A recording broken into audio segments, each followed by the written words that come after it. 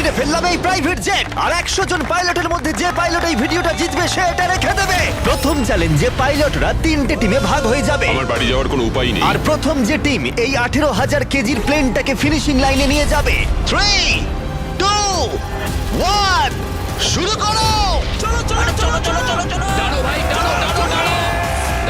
আর এই 3টে টিমের মধ্যে যে টিম এগিয়ে যাবে তাদের এই বিশাল জেট ইঞ্জিনের শক্তি সহ্য করতে হবে আর সহ্যের কঠিন পরীক্ষাও দিতে হবে। তাহলে দেখা যাক। আরে অজ্ঞান হয়ে গেছে, কেউ অ্যাম্বুলেন্স ডাকো।